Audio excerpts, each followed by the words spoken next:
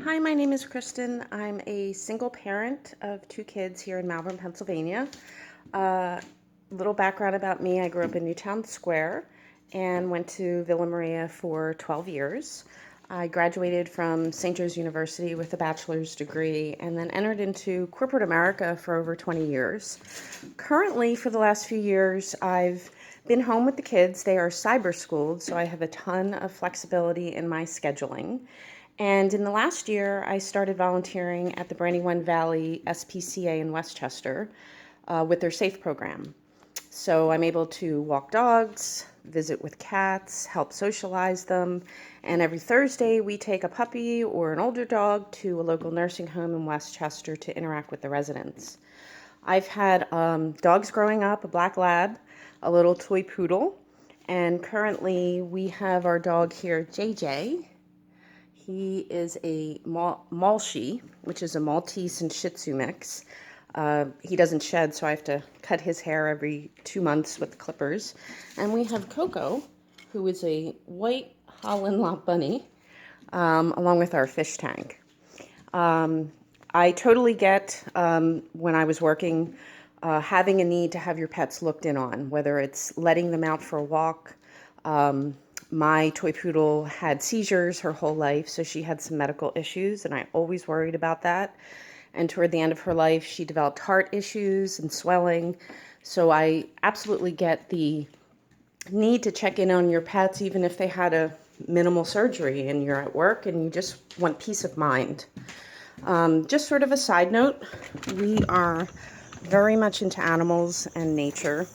And it was just sort of a funny thing. We noticed this summer that we had a lot of birds here in the front yard.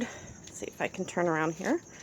And they looked like they were looking for things. So I made this little makeshift bird bath. You can see it here. I just overturned a potter and filled the top with water. And noticed that we have a ton of birds that now come. We seem to be the house to come to. And just a few nights ago, I noticed a bunny and a squirrel kind of on their own, gallivanting here in the front yard.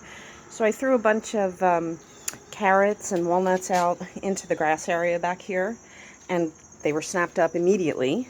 I was telling my daughter about that last night. We were coming in from Taekwondo, and sure enough, we had 3 rabbits, not one, but 3, all scouring our front yard looking for food.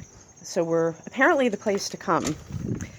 And one other thing that was kind of interesting, 2 months ago, at the beginning of summer, my daughter woke me up really early. She had been out for her walk around the neighborhood here, and she found some baby birds that had fallen out of a nest.